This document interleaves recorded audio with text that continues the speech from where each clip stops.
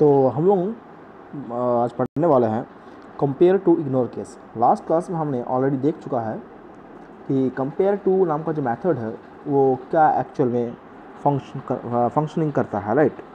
तो आज हम लोग बात कर लेते हैं कंपेयर टू इग्नोर केस का।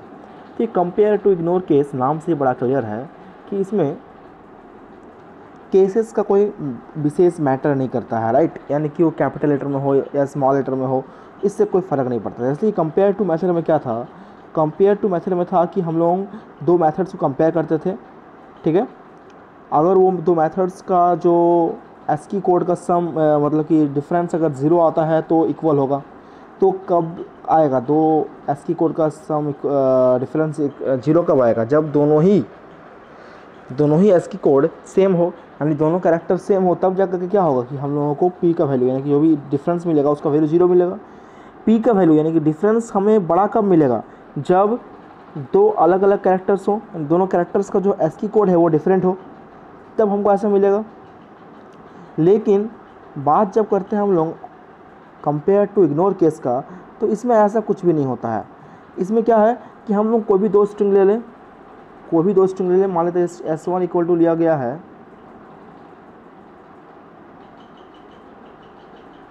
जावा और स्ट्रिंग 2 में लिया गया है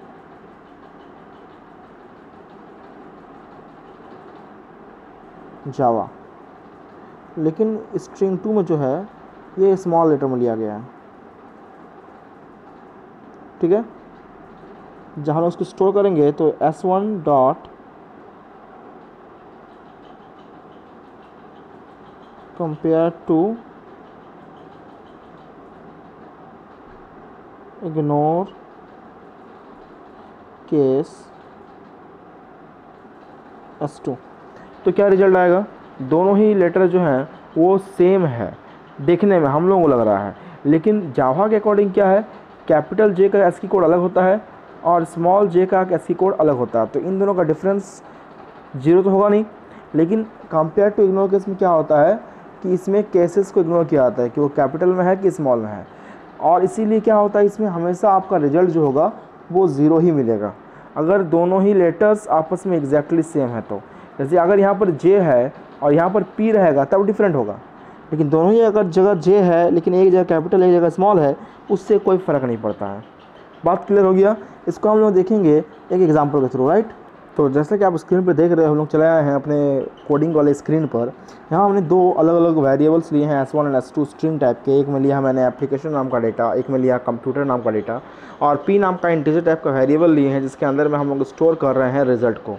तो जो भी रिजल्ट होगा वो स्टोर होगा P के अंदर। हमने पहले बताया था आपको कि सबसे पहले चेकिंग जो होता है यानी कंपेयरिंग जो होता है वो शुरू होता है स्टार्टिंग लेटर के साथ। स्टार्टिंग लेटर में देखिए एक में A है एक में C है, तो दोनों ही कैपिटल लेटर में है, यानी कि दोनों के ही एस्की कोड कैपिटल वाले को ले करके माइनस किया जाएगा। तो आप जल्दी बताओ कैपिटल ए का एस्की कोड क्या होता है, तो आप बोलोगे सर कैपिटल ए का एस्की कोड होता है 65 और कैपिटल सी क्या होता है, तो होता है 67। तो 65 माइनस 67 कितना हो जाएगा, -2 हो जाएगा आंसर। तो इसका मतलब कि दोनों इक्वल तो नहीं है, तो माइनस आने से का मतलब क्या था, जल्दी बताओ। माइनस आने का मतलब क्या था, माइनस आने का मतलब यही है कि दूसरा वाला बड़ा है पहले वाले से या पहला वाला छोटा है।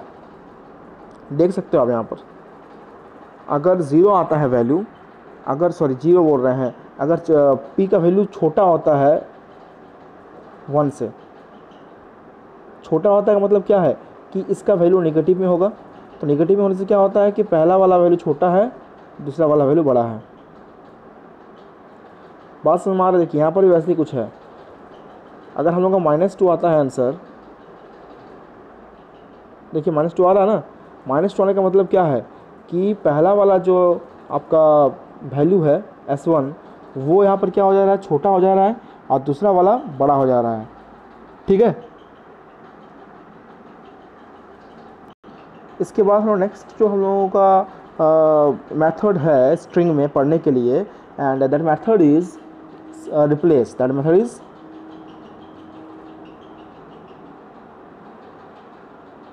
रिप्लेस। नाम से ये बहुत क्लियर है कि इस मेथड का यूज़ करेंगे हम लोग किसी भी पर्टिकुलर कैरेक्टर को रिप्लेस करने के लिए, किसी भी गिवन स्ट्रिंग में से किसी भी पर्टिकुलर कैरेक्टर को रिप्लेस करने के लिए किसी भी गिवन स्ट्रिंग में से। मान लेते हैं मेरे पास एक स्ट्रिंग टाइप के वेरिएबल है n, जिसके अंदर में स्टोर है हेलो, ठीक है। तो हमको उसको रिप्लेस करना है। रिप्लेस करने के बाद जो नया स्ट्रिंग होगा उसको हमको देखना है। तो रिप्लेस करने के बाद भी जो हमको मिलेगा वो तो रिजल्ट क्या मिलेगा, एक स्ट्रिंग ही मिलेगा। तो मान लेते हैं n के बाद p ले लेते हैं, तो n डॉट रिप्लेस ब्रैकेट में किसको रिप्लेस करना है जल्दी बताइए। आपको करना, मान लीजिए एक 2l है यहाँ पर, 2l के बदले में एक सिंगल l रखना है, 2l के बदले में एक सिंगल l रखना है। तो चलिए एक l के बदले में क्या करना है, कोमा दे दो, उसके बदले मान लेते हैं हमको डालना है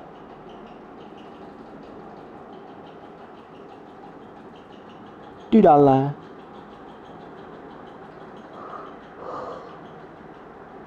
तो रिजल्ट क्या होगा देखिए, रिजल्ट हो जाएगा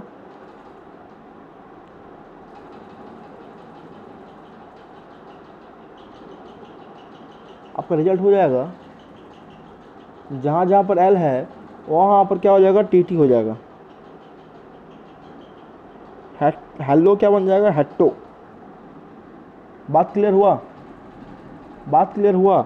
जहाँ जहाँ पर l है वहाँ वहाँ पर वो t लगा देगा, ठीक है। तो जैसे कि हम लोग आ चुके हैं अपने कंप्यूटर के यानी कि अपने मोबाइल के उस कोडिंग स्क्रीन पर जहाँ पर मैंने कोडिंग कर रखी है ऑलरेडी, ठीक है। यहाँ पर देख सकते हो आप, मैंने एक स्ट्रिंग लिया है, string n equal to hello लिखे हैं, और स्ट्रिंग p के अंदर में रिजल्ट को स्टोर कर रहे हैं। n डॉट रिप्लेस, किसको रिप्लेस करना है, l को रिप्लेस करना है। किसके साथ रिप्लेस करना है, m के साथ करना है। तो जहाँ जहाँ पर l होगा वहाँ वहाँ पर m हो जाएगा। तो आपको रिजल्ट क्या प्रिंट हो जाएगा जल्दी देख लीजिए। रिजल्ट हो गया हेमो, HEMMO, क्योंकि HELLO था तो जहाँ जहाँ पर L था वहाँ वहाँ पर M हो गया। तो इससे ये चेंज हो चुका है, ठीक है। तो बात क्लियर हो गया होगा आपको।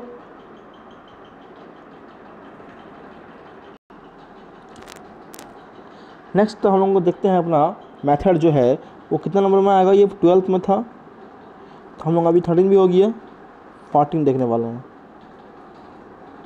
14 नंबर में है स्टार्ट्स विथ, क्या नाम है 14 नंबर में,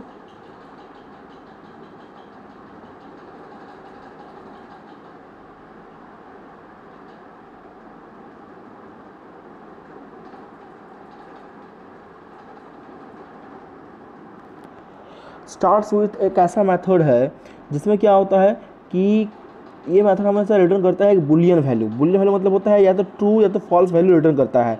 अगर मान लीजिए मेन स्ट्रिंग स्टार्ट होता है किसी पर्टिकुलर कैरेक्टर के साथ with the string argument else if return, जैसे कि मान लीजिए मेरे पास एक स्ट्रिंग है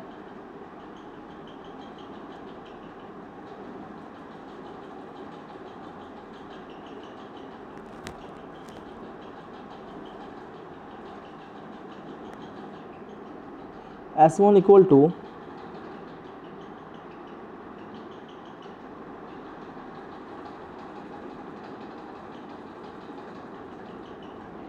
स्ट्रिंग में क्या लिखा है, बर्थडे, ठीक है। स्ट्रिंग में लिखे हैं बर्थडे। अब हम लोग क्या कर रहे हैं, हमने पहले ही बताया आपको कि ये एक ट्रू या तो फॉल्स वैल्यू रिटर्न करेगा। तो बुलियन भी इक्वल टू बुलियन आपका हमको टाइप लेना पड़ेगा इसमें, S1 डॉट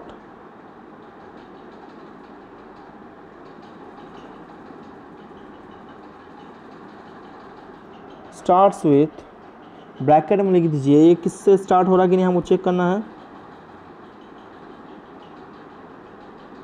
B से स्टार्ट हो रहा है कि नहीं हमको चेक करना है, ठीक है।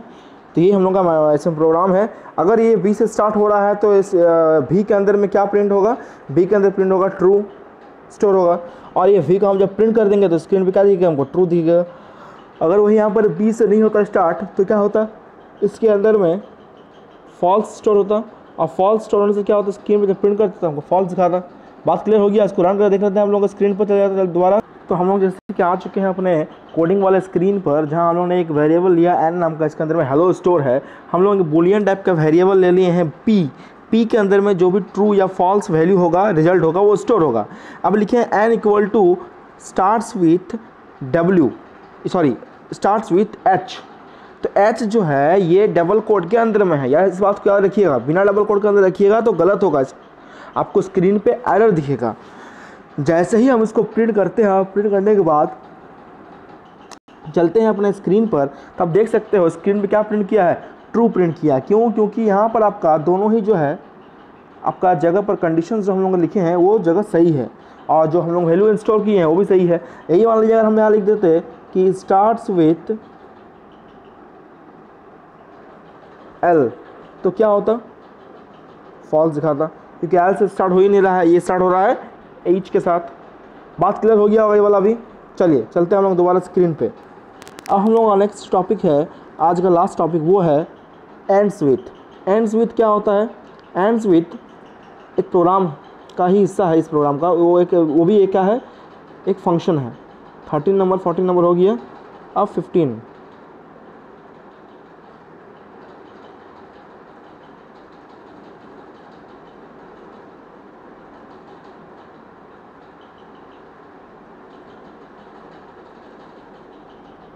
क्या है? Ends with. एंड्स विथ क्या होता है? ये भी एक ऐसा मेथड है जिससे हम लोग क्या करते हैं, किसी भी स्ट्रिंग के लास्ट कैरेक्टर को चेक करते हैं कि क्या वो उस कैरेक्टर से ख़त्म हो रहा है या नहीं है। जैसे कि मान लेते हैं मेरे पास एक वेरिएबल है n नाम का, इसके अंदर में हम लोग स्टोर कर रहे हैं एप्स, ठीक है। अब हम लोग इसमें भी क्या रिजल्ट प्रिंट करेगा, स्क्रीन पे ट्रू या फॉल्स, ट्रू या फॉल्स रिजल्ट ही ये प्रिंट करेगा। तो स्क्रीन पे हमको क्या लेना पड़ेगा इसके लिए, data type boolean p equal to क्या हो जाएगा, n डॉट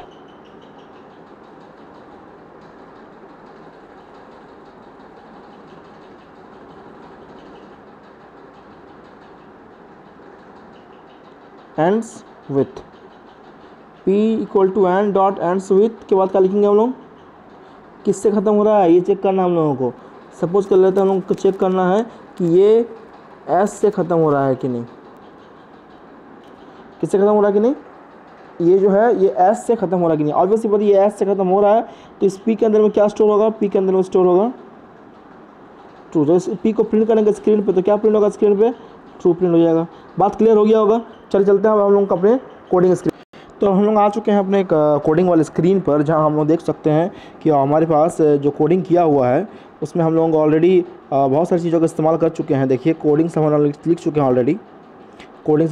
ऑलरेडी, तो इसमें लिखा हुआ boolean p equal to n dot ends with o से ख़त्म हो रहा है कि नहीं। स्क्रीन पे क्या प्रिंट होना चाहिए, स्क्रीन पे प्रिंट होना चाहिए फॉल्स। तो क्या फॉल्स हुआ ऐसा कि वो आपको बता रहा है n डॉट एंड्स विथ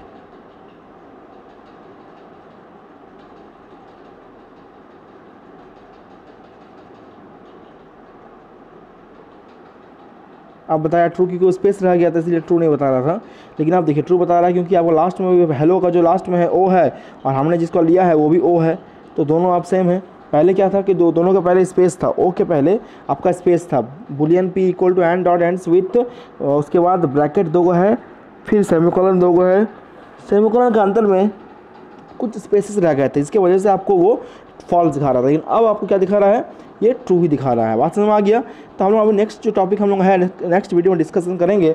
तो हम लोगों का सिर्फ 2 ही मेथड बच जाता है इस चैप्टर में। इसके बाद हम लोगों को इस चैप्टर का जितने मेथड्स के बारे में पढ़ना था सारा हम लोग पढ़ के ख़त्म कर चुके होंगे। ठीक है, तब तक इस वीडियो को देखिए और अच्छे से समझिए। Take care, good bye.